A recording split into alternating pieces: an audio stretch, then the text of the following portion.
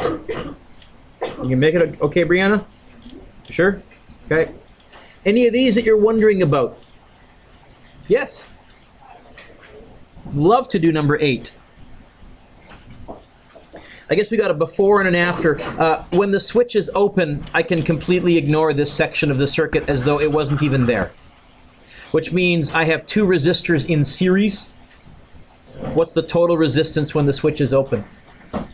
15. So I think voltage total 30, total resistance 15. I think open 2 amps. I don't think that's the one you were having trouble with, I'm going to guess. I'm willing to bet it was when it was closed. Okay, when it's closed, these 2 are in parallel. I can replace them with a single solitary resistor. How big is that single solitary resistor? Well, it's going to be 1 over 5 plus 1 over 20, and then reciprocal of that.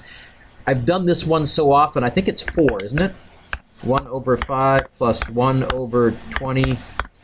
Yeah. This is the same as a single 4 ohm resistor. So what's the total resistance now? 10 and 4, 14. So total current is going to be 30 volts divided by 14 ohms is going to be 2.14 blah, blah, blah, blah, blah, blah, blah, blah, blah, blah. Okay. Again, it's a little strange, but Mitsu, as it turns out, whenever you add a resistor in parallel, not in series, but in parallel, it actually lowers your overall resistance. Brett, you remember when this is open, the overall resistance was 15? I add a resistor, a fairly big one, but because it's in parallel, it lowers my overall resistance to 14, which would mean that there's a bigger current. Adding a resistor would make this bulb brighter, not dimmer, even though you've added an extra bulb.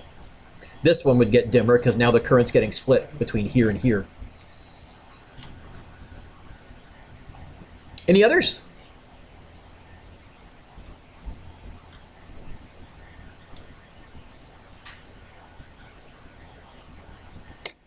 Okay, then let's go to hand in lesson 5 if it's done, and I'm sure it is.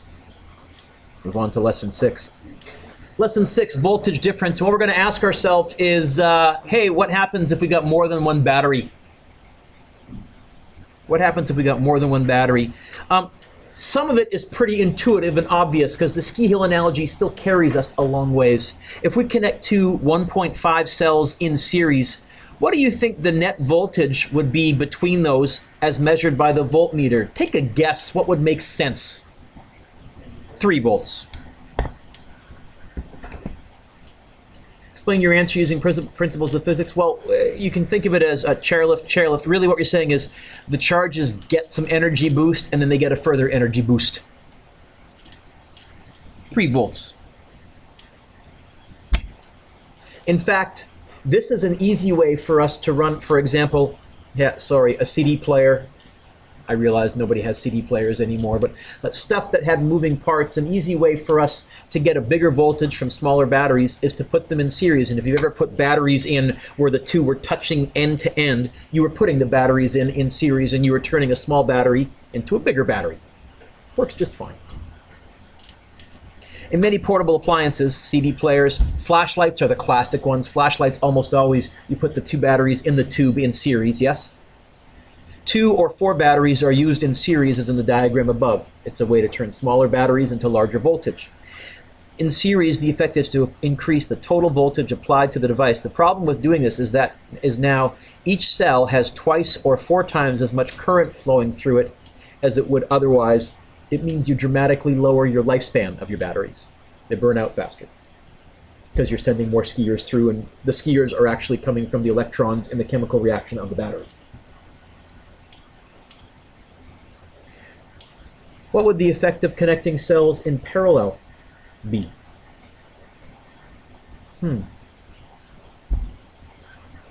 Well, this would be like giving you 2 different chairlifts. What do you think the height difference, the voltage difference, if I connected a voltmeter right there and right there, what would it read? 3 volts?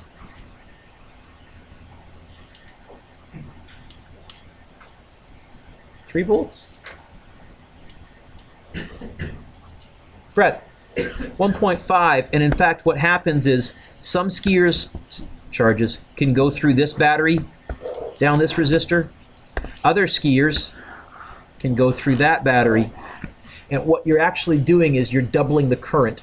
You're increasing the current because, oh, you got another chairlift open. Of course more skiers can get on the mountain. But you're you're doubling the current in the resistor without doubling the current going through the battery. So you're actually able to make this burn brighter, but not drain these as fast. All of your graphing calculators have the 4 batteries side by side. That's what they're doing. That's why those batteries last so long. Okay? So batteries in series, like a flashlight. Batteries in parallel, just like that. See it? Are they touching end to end, Katie? No, they're not in series.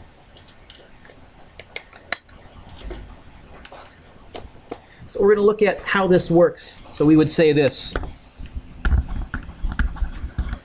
Same voltage.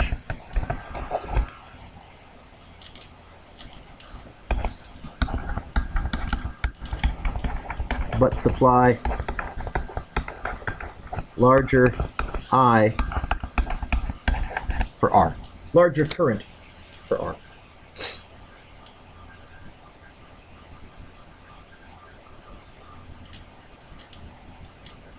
So far so good, Connor? Okay, let's look at the next situation here then. What if you want to recharge batteries? How do those work? Well, rechargeable batteries are charged by connecting them to a cell that forces current back through the cell. For example, if we have a 1.5 volt rechargeable battery, one of the small ones, and we hook it up into a charger, and the charger is giving 6 volts, but in this direction. First of all, which way would this detect the current? Well, who's winning, the 1.5 volt or the 6 volt? What do you think? The 6 volt, it's going to send current this way. It's going to send current this way. It's going to send, the current through the ammeter would be going to the left.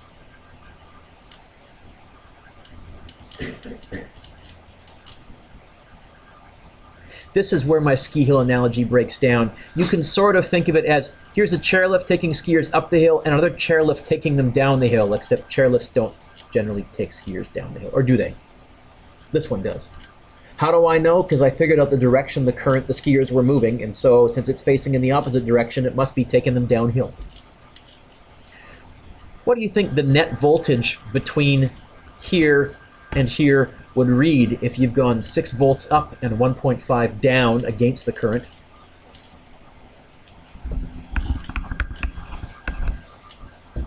Okay. Does that make sense, Mitchell? Right, 6 volts gain, but you're losing 1.5 to go back down the chairlift. And what you would really be doing is you would be separating the electrons and recharging that chemical reaction. So you leave this going for a while, and eventually this battery is quote-unquote recharged, and then we can pull it out of the circuit and put it in something else. Okay? You can think about it, I guess, 2 chairlifts.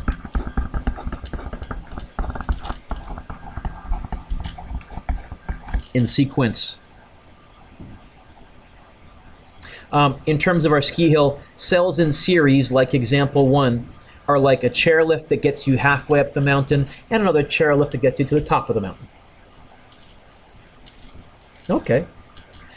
Cells in parallel, like example 2, are like 2 chairlifts, both of which lead to the top of the mountain.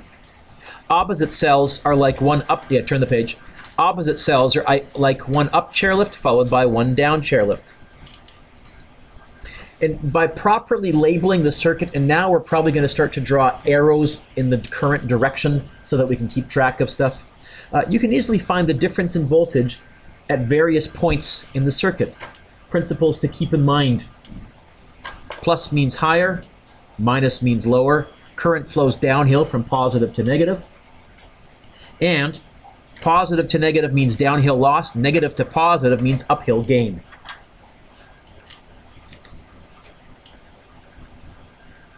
Let's try it. Example 4. Find the voltage difference between the points A and D And then B says graph the voltage on the grid provided. I'm not going to bother doing that. It's not a great graphing exercise. But let's see if we can figure out the voltage between points A and D. All right. Let's add a few points here. Let's add a point, oh heck, point B right there. Point C right there. We got point A. Point D right there.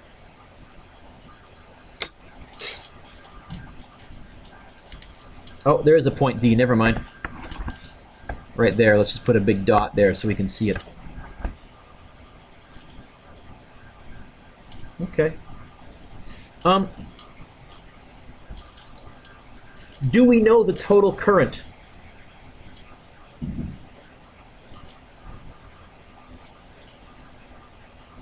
Do we? Look at the diagram, do we? Nod your head, Emily, and then tell me why. Find the diagram. Do we know the total current in this circuit? Yeah, what? 0.7 amps. And isn't that the current going through the chairlift and all the wires end up there? Yes, yes, yes. So let's try this again, Emily. Scene 1, Act 1, and take 2. Do we know the total current? Absolutely. Okay. How high? Voltage. What's the voltage right here? 45? What's the current going through this resistor? So how many volts do we lose between B and C? What's the voltage drop between B and C?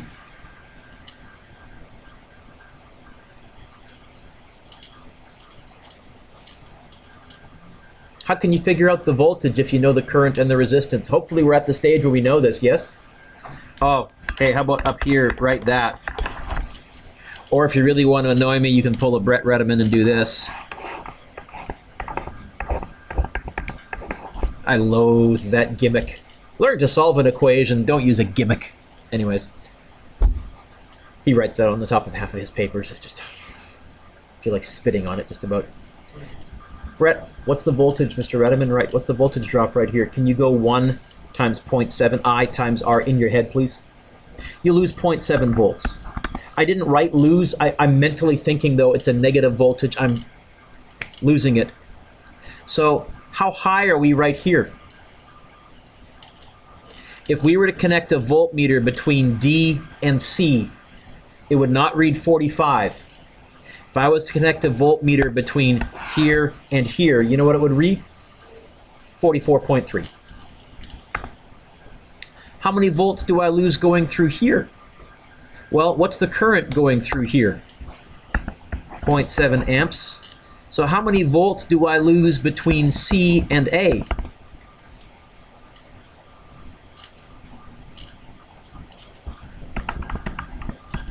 .28 volts.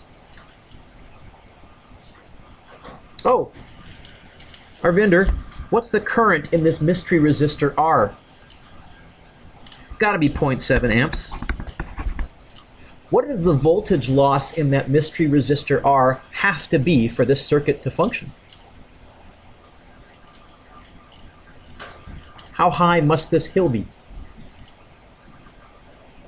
Well, let's see. Do we end up back at 0 right here, Connor?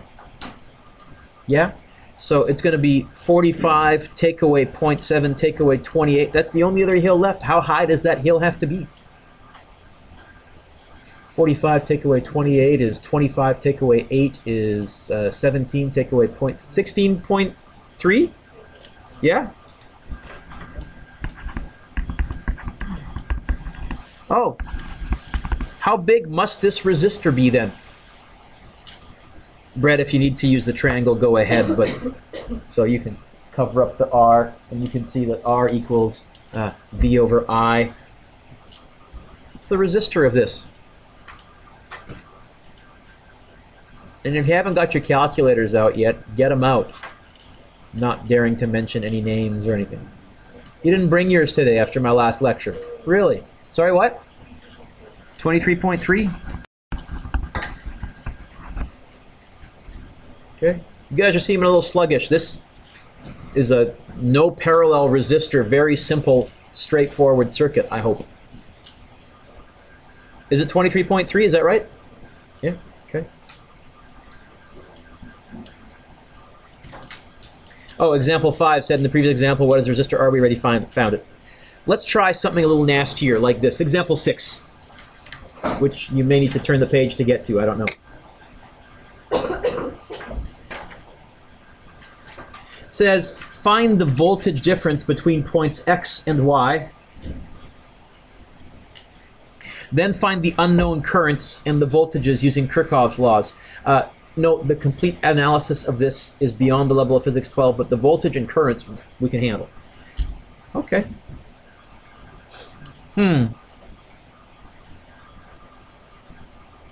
Do I know the total current anywhere? And Emily, when I'm asking that, what I'm really saying is, go find the battery, the chairlift, and ask, do you know the voltage coming off onto the current coming off onto the ski hill? Do we know the total current? Brett, 0.5, don't we? You see it? Yes? You sure? Okay. Oh, what's the current going through this one then?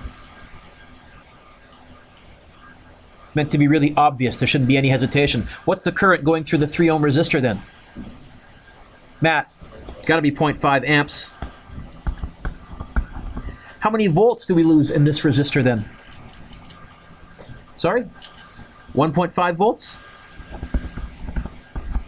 Okay. Which way do you think the current is going over here? To the left or to the right? Which way is downhill?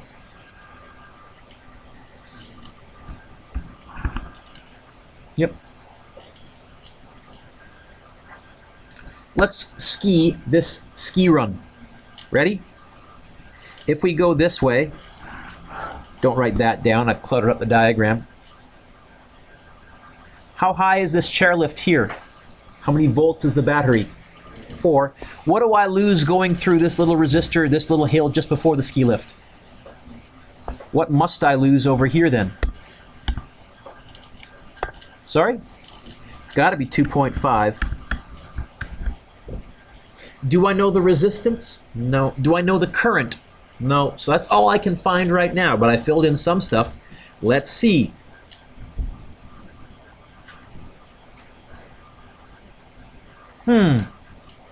What's going on over here? Let's see. Which way is current flowing here? That way or this way? Well, which way is downhill? Going in that direction or going in that direction? Think about your voltages in your battery. Is the current flowing to the left or to the right? Right there. To the right. That's downhill.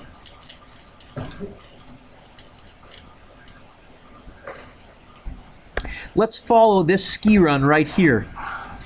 Let's see if we can figure out how high this hill has to be. How high is the original chairlift here, Nicole? 6 amps. I don't know what I lose there. Now, I'm going through a battery. Am I going in the right direction or the wrong direction? So I'm going to lose 4 volts, right? So how high am I now? I'm going to lose 1.5, or am I going uphill now? That's a tricky one. You know what? Maybe instead, why don't we look at a simpler one? Why don't we try looking at this guy here? Is this all downhill? Okay, how high? Don't know. How high? How high? If I can get down to the ground here, how high must it be? 3.5? Let's see if that is consistent with other things that we... Sorry, 3.5 you said? I wrote 4.5. 3.5? Let's see if that's consistent with other stuff that we... Oh, by the way, what would the current here be? 1 amp? And it's flowing which way? To the right. When it gets here, which way does it flow? Down or to the right?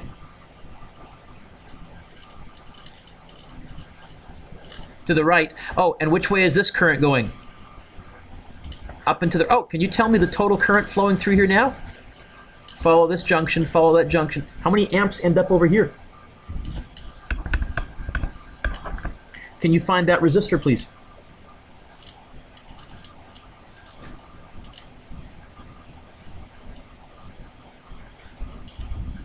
How big?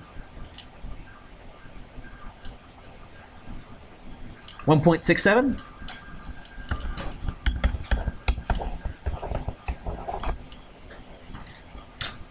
Let's just see if we have consistency.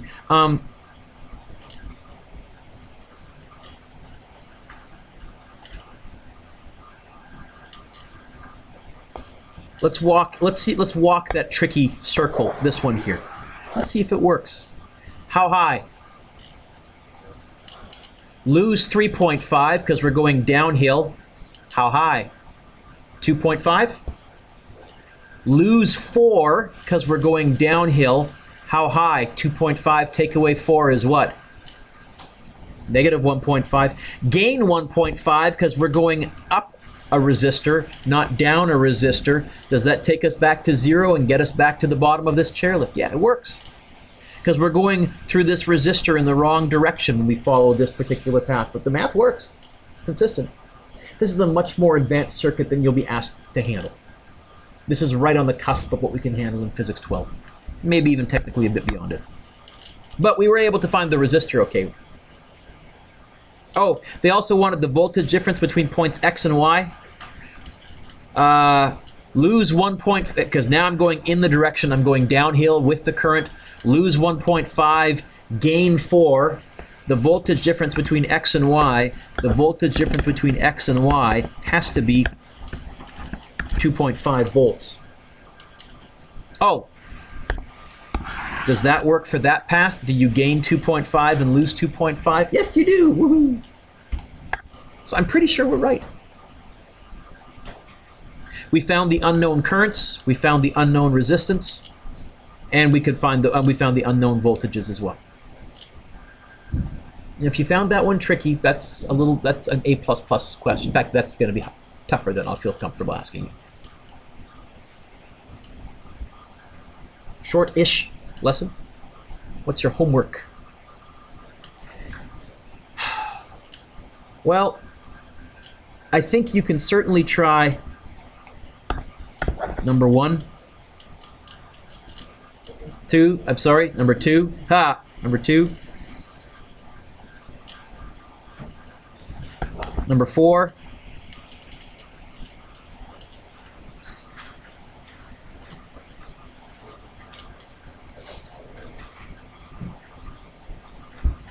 Five.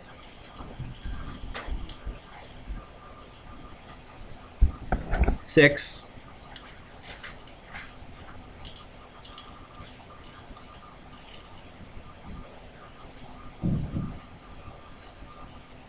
Sure, 7 works. What was that? You sure? 9.